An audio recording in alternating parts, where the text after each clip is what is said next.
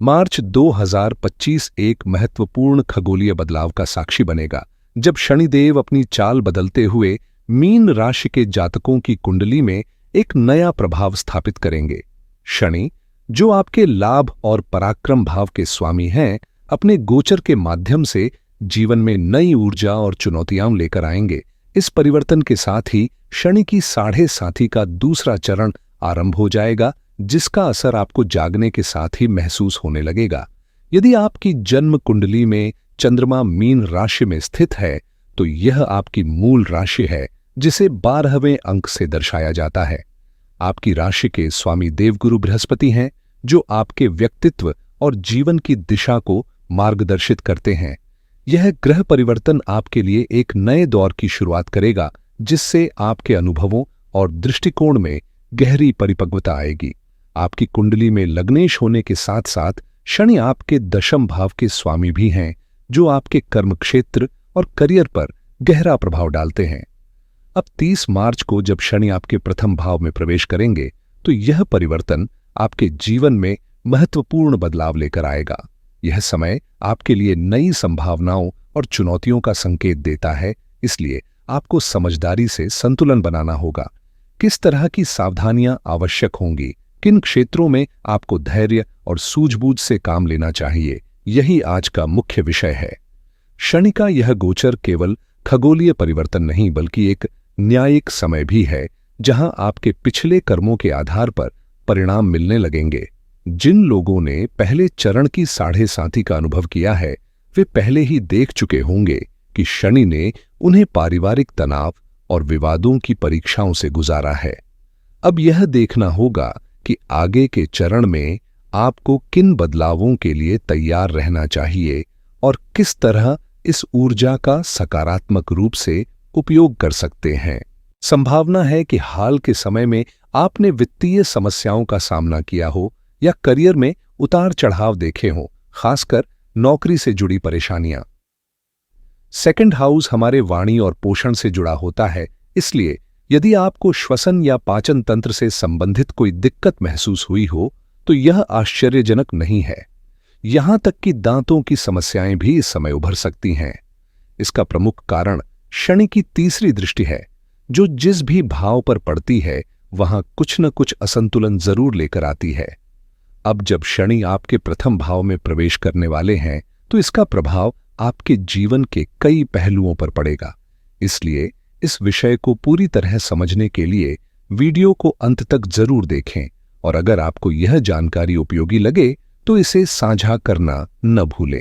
Comment box में जय श्री राम लिखने से न केवल हमें खुशी मिलेगी, बल्कि आपको भी सकारात्मक ऊर्जा का अनुभव होगा। इसी तरह के विश्लेषण आपके लिए आगे भी लाते रहेंगे। जब शनिदेव आपके प्रथम भाव में प्रवेश करेंगे, तो उनकी तीसरी दृष्टि सीधे आपके तृतीय भाव पर पड़ेगी, जो आपके छोटे भाई बहनों, छोटी यात्राओं, पराक्रम और निर्णय क्षमता से जुड़ा होता है।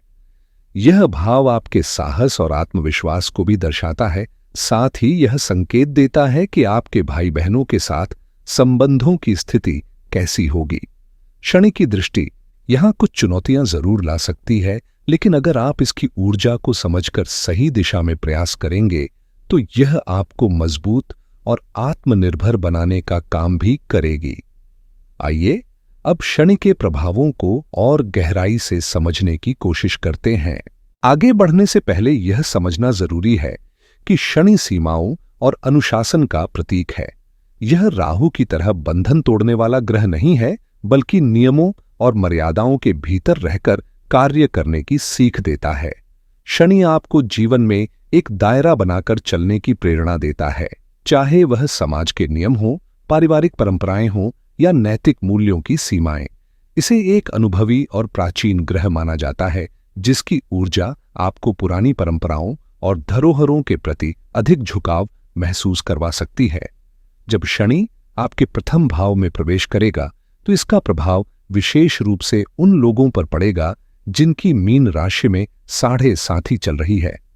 इस परिवर्तन के साथ उनके दृष्टिकोण और जीवन के प्रति सोच में एक स्पष्ट बदलाव देखने को मिलेगा।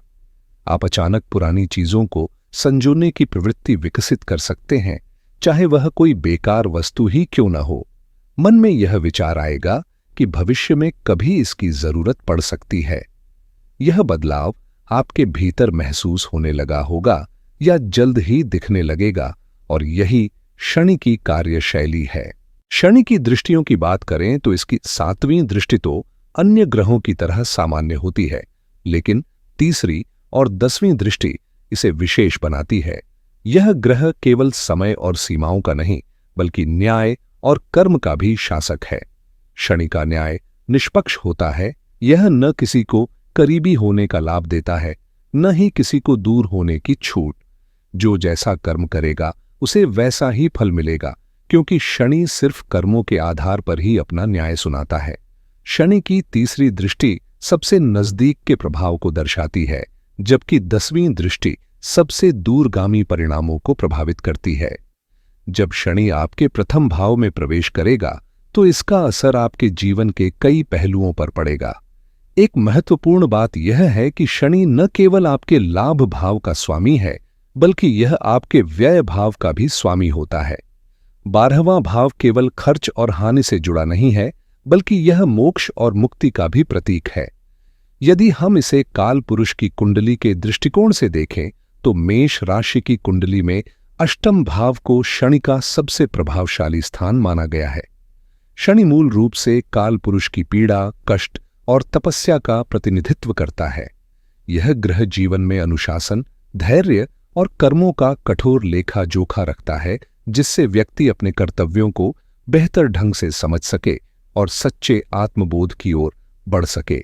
जब शनि आपकी कुंडली में सक्रिय होता है तो उसकी 7.5 का प्रभाव पूरी तरह इस बात पर निर्भर करता है कि जन्म के समय वह किस नक्षत्र में स्थित था और उस दौरान आपको कौन सी दशा प्राप्त हुई।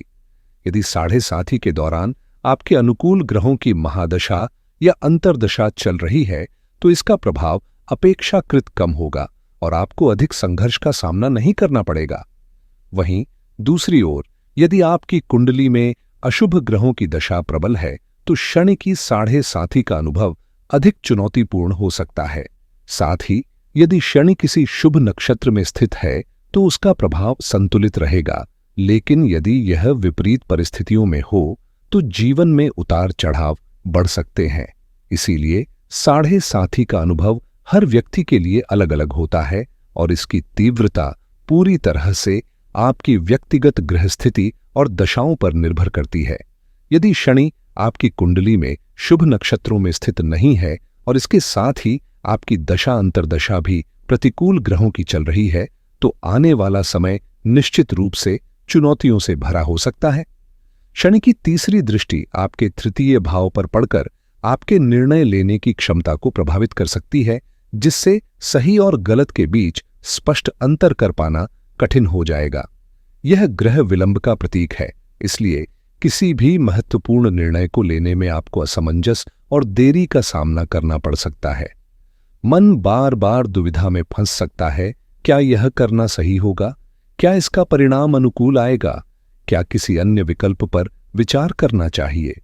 इस तरह की सोच का प्रभाव अगले 2.5 वर्षों तक आपके मानसिक स्वरूप पर बना रह सकता है, जिससे आपके आत्मविश्वास और कार्यक्षमता पर असर पड़ सकता है।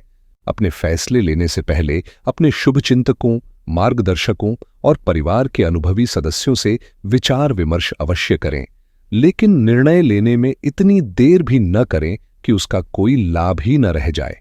शनि का यह गोचर विशेष रूप से आपके छोटे भाई बहनों के साथ संबंधों में तनाव उत्पन्न कर सकता है, खासकर उन लोगों के लिए जिनकी कुंडली में शनि की स्थिति कमजोर है।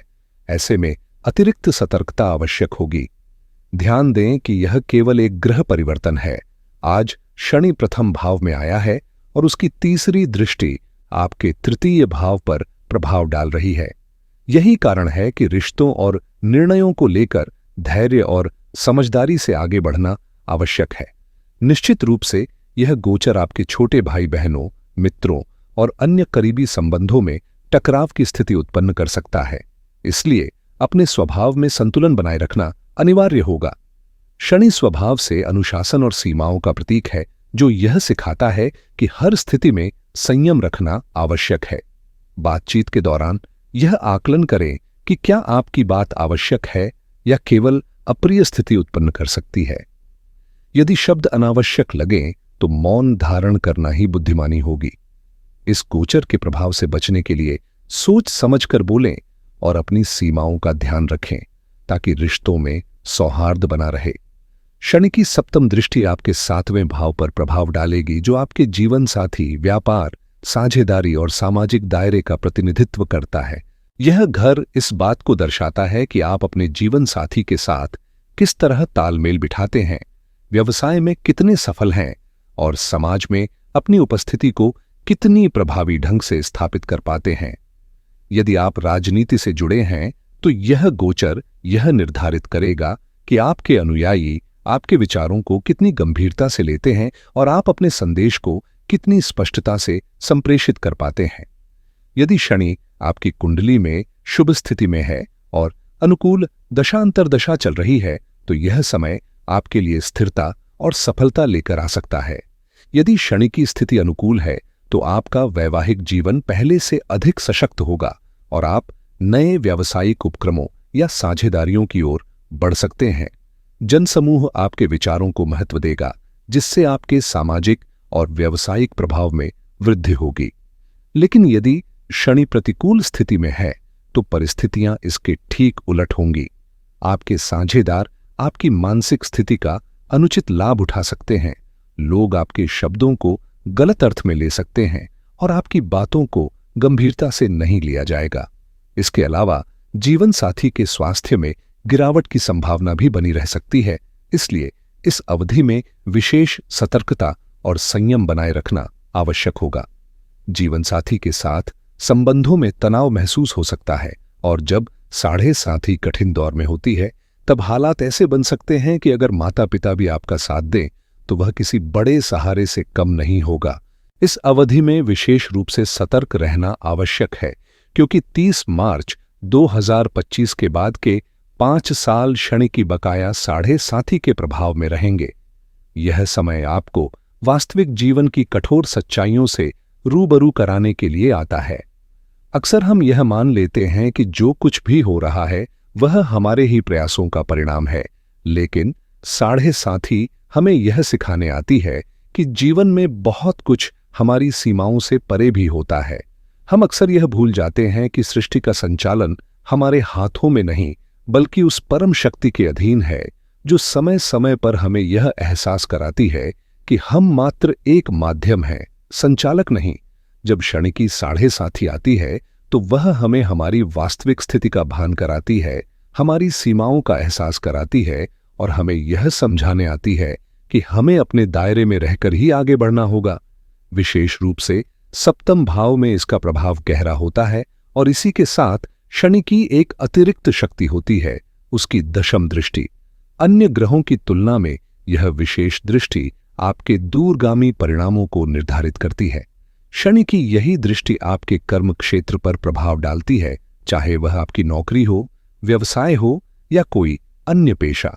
यह एक कार्मिक दृष्टि होती है जो दर्शाती है कि आपके पूर्व और वर्तमान कर्मों का क्या प्रतिफल मिलेगा और जीवन की दिशा किस ओर जाने वाली है।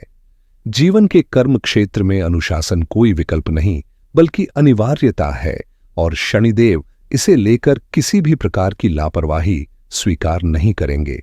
आपको अपने कार्यों में न केवल 100% ईमानदारी रखनी होगी बल्कि पूरी निष्ठा और समर्पण के साथ उन्हें पूरा करना होगा। यदि आप आज के कार्य को कल पर टालने की आदत डालते हैं तो यह निश्चित मानिए कि शनि आपको उसकी कीमत चुकाने पर विवश कर देंगे। याद रखिए, शनि न केवल न्यायाधीश हैं बल्कि अनुशासन के संरक्षक भी हैं। यही कारण है कि अब गुरु बृहस्पति ने अपना उत्तरदायित्व शनि को सौंप दिया है, यह संकेत देते हुए कि अब न्याय की बारी है। शनिदेव के शासन में कोई पक्षपात नहीं होता, वे वही दिखाएंगे जो कर्मों का सटीक प्रतिबिंब है। इस समय आपको पूरी सावधानी बरतने की जरूरत है, क्योंकि शनि ने पूरी तरह से गुरु को अपने प्रभाव में ले लिया है। जब तक गुरु का गोचर नहीं होता तब तक परिस्थितियां चुनौतीपूर्ण बनी रहेंगी। यदि आपकी कुंडली में शनि की स्थिति अनुकूल नहीं है तो यह निश्चित समझिए कि गुरु की स्थिति संतुलन बनाए रखने का कार्य करेगी, क्योंकि गुरु न केवल आपके लग्नेश हैं बल्कि आपके कर्म क्षेत्र के स्वामी भी हैं। वर्तमान में वे तीसरे भाव में गोचर कर रहे हैं, लेकिन 14 मई 2025 को जब वे चौथे भाव यानी सुख स्थान में प्रवेश करेंगे, तब स्थिति में बड़ा परिवर्तन देखने को मिलेगा। गुरु का प्रभाव हमेशा ज्ञान, विस्तार और सकारात्मक ऊर्जा से जुड़ा होता है, इसलिए यह बदलाव आपके जीवन में स्थिरता और संतुलन लेकर आ सकता है। गुरु की 3 महत्वपूर्ण दृष्टियां पंचम, सप्तम और नवम आपके जीवन में खास प्रभाव डालने वाली हैं। इनका सबसे पहला लाभ आपको कर्म क्षेत्र में मिलेगा, लेकिन 29 मार्च 2025 से 14 मई तक 2025 के बीच आपको अपने करियर और व्यवसाय में अत्यधिक सतर्कता बरतनी होगी। इस अवधि में किसी भी बड़े जोखिम से बचना ही समझदारी होगी, क्योंकि जब तक गुरु का गोचर आपके चौथे भाव में नहीं होता, तब तक स्थितियां पूरी तरह आपके पक्ष में नहीं रहेंगी। जैसे ही गुरु इस स्थान पर प्रवेश करेंगे, उनकी सप्तम दृष्टि आपके कार्य क्षेत्र को सशक्त बनाएगी, पंचम दृष्टि भाग्य भाव को ऊर्जावान करेगी और नवम दृष्टि 12वें भाव पर पड़कर आपको नए अवसरों और सौभाग्य का आभास कराएगी। इस बदलाव से जीवन में स्थिरता आएगी और भाग्य का सहयोग मिलना शुरू हो जाएगा। आपके कार्यक्षेत्र में निश्चित रूप से प्रगति के संकेत मिलेंगे, लेकिन 30 मार्च 2025 से 14 मई 2025 तक का समय बेहद संवेदनशील रहेगा। इसलिए आपको अपने पेशेवर जीवन में अतिरिक्त सतर्कता बरतनी होगी। खास तौर पर यदि आपकी कुंडली में गुरु कमजोर स्थिति में है, उनकी डिग्री कम है या वे वक्री अवस्था में हैं, तो यह चरण और भी चुनौतीपूर्ण हो सकता है। ऐसे में सबसे प्रभावी उपाय विष्णु सहस्त्र नाम का नियमित पाठ है, जिसे गुरुवार के दिन करना विशेष रूप से लाभकारी रहेगा। यदि आप इसे पढ़ने में असमर्थ हैं, तो कम से कम इसे सुनने की आदत अवश्य डालें, क्योंकि यह आपकी ऊर्जा को संतुलित करेगा। यह ध्यान रखना महत्वपूर्ण है कि गुरु न केवल आपके लग्नेश हैं, बल्कि आपके कर्म क्षेत्र के स्वामी भी हैं, और उनकी अनुकूलता आपके जीवन की दिशा को सकारात्मक रूप से प्रभावित कर सकती है। शनि को प्रसन्न करना कोई साधारण कार्य नहीं है। हर कोई अपने ग्रहों को अनुकूल नहीं बना सकता। इसके लिए विधिपूर्वक साधना और अनुशासन आवश्यक होता है। मंत्र जाप का भी एक निश्चित विधान और संख्या होती है, जिसे ध्यानपूर्वक पालन करना चाहिए। प्रतिदिन कम से कम 108 बार रुद्राक्ष माला से ओम शम शनैश्चराय नमः या ओम प्राम प्रीं प्रौम सह शनैश्चराय नमः उसका जप करना लाभकारी होता है।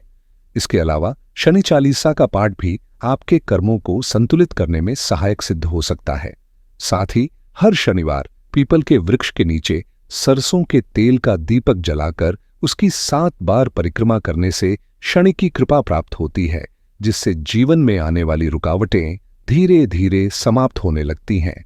यदि आप शनि की 7.5 के प्रभाव से बचना चाहते हैं, तो मेरे आराध्य देव श्री हनुमान जी की शरण में आना आपके लिए अत्यंत शुभ और कल्याणकारी रहेगा। उनकी कृपा से हर बाधा सहजता से पार हो सकती है। यदि संभव हो तो नियमित रूप से हनुमान चालीसा और बजरंग बाण का पाठ करें। यह न केवल शनि के कष्टों को कम करेगा, बल्कि आपको आत्मबल और सकारात्मक ऊर्जा भी प्रदान करेगा। मित्रों, यह साधना आपके जीवन में स्थिरता और उन्नति लाने में सहायक होगी। यदि यह वीडियो आपको उपयोगी लगे तो चैनल को लाइक, शेयर और सब्सक्राइब करना न भूलें। फिर मिलेंगे, तब तक के लिए जय श्री राम।